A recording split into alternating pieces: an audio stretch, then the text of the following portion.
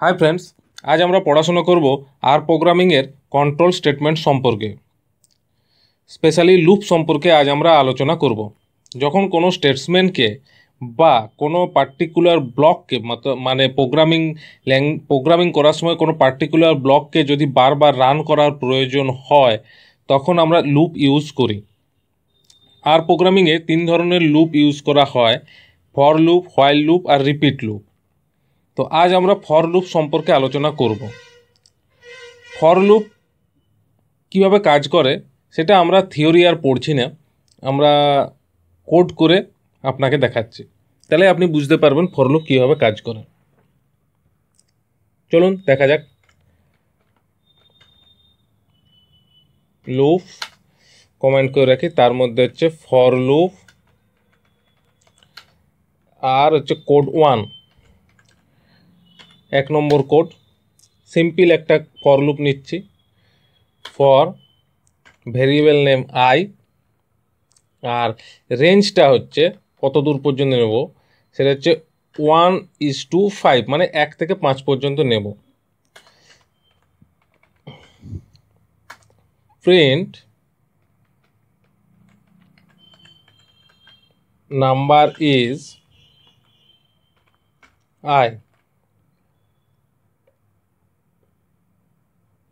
Run করলাম, sorry একটু ভুল হয়ে গেল। আইটা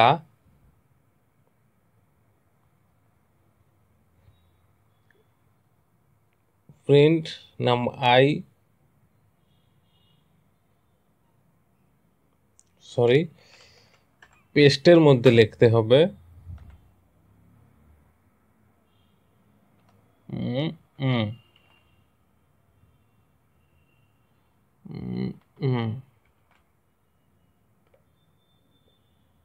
রান করি। এই দেখুন, number is 1, number is 2, number is 3, number is 4, number is 5, 1 থেকে 5 পর্যন্ত রান হয়েছে। কেমন? এবার হচ্ছে কোড 2।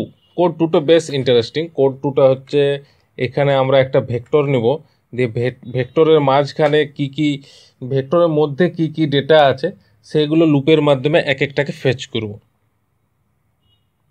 প্রথমে একটা ভেক্টর নিলাম,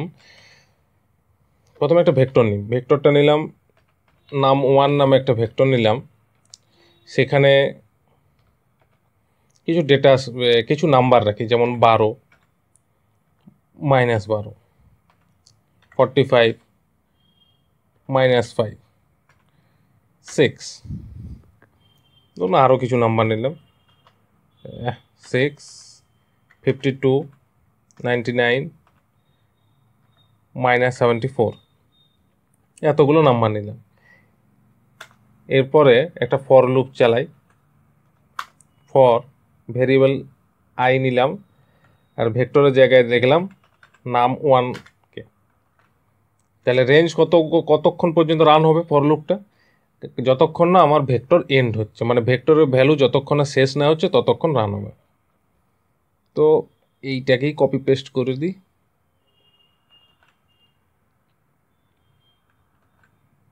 ঠিক আছে, এবার রান করি। এই দেখুন, number is 12, number is -12, number is 45, number is -5, মানে যে ভ্যালু নিয়েছি সেগুলো নিয়েছি। এখানে আমি কিন্তু রেঞ্জটাকে মেনশন করিনি।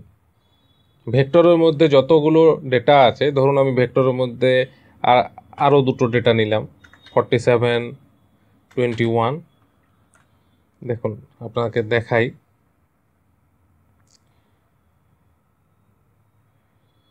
প্রিন্ট করলে নতুনভাবে আমার রেঞ্জটা বেড়ে গেছে। দেখুন 47, 21 বেড়ে গেল। এখানে মেনশন করার প্রয়োজন হয় না। এবার আরেকটা করে দেখাই। আরেকটা নিলাম, স্ট্রিং ইউজ করব, স্টেট নিলাম।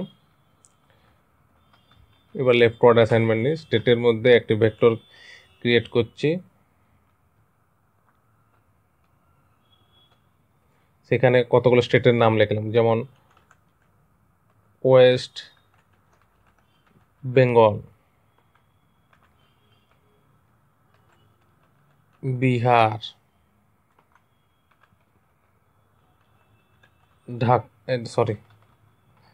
ঢাকা দেশ ত্রিপুরা,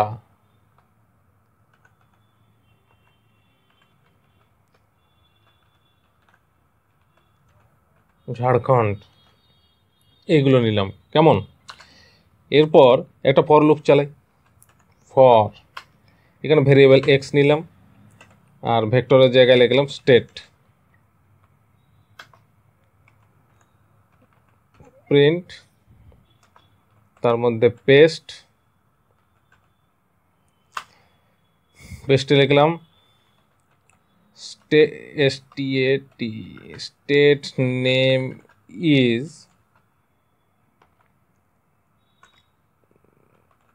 স্টেট। ঠিক আছে, এবার এটাকে রান করি। এই দেখুন, হ্যাঁ এটা তো ভুল আসছে, এরর আসছে। দেখি কি এরর আসছে। ও হো হো হো, সরি সরি সরি সরি, এখানে এক্স নিতে হবে, স্টেট নয়, ওই জন্য এররটা আসছে। আমি মাঝে মাঝে এরকম এরর করে ফেলি আর কি, ভুলবশত। হুম, ক্লিয়ার করে আরেকবার রান করি। State name is West Bengal, state name is Bihar, state name is Tripura, state name is Jharkhand. ঠিক আছে, এরপরে হচ্ছে নেস্টেড ফর লুপ। ফর লুপের ভেতরে আরেকটা ফর লুপ দেখাই, এটা সিম্পল হিসাব।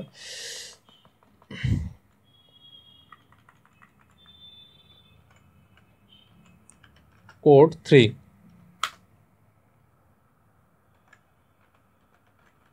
nested for loop for I in 1:5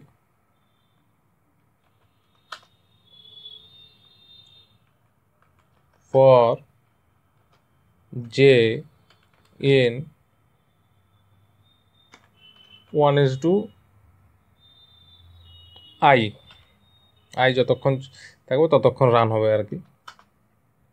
এর প্রিন্ট কি করব? প্রিন্ট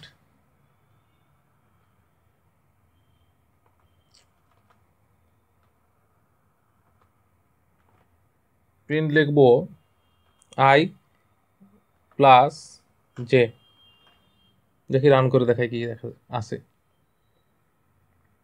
এই দেখুন, যখন আয়ের ভ্যালু 1, জে এর ভ্যালু 1 2, যখন আয়ের ভ্যালু 1 এই 2, তখনও জে এর ভ্যালু 1 3, এইভাবে আসছে। কেমন?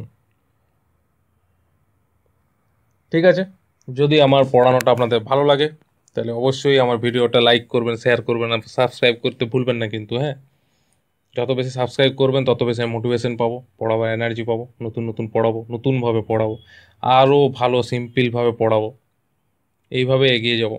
কেমন? চলুন, বাই, থ্যাংক ইউ।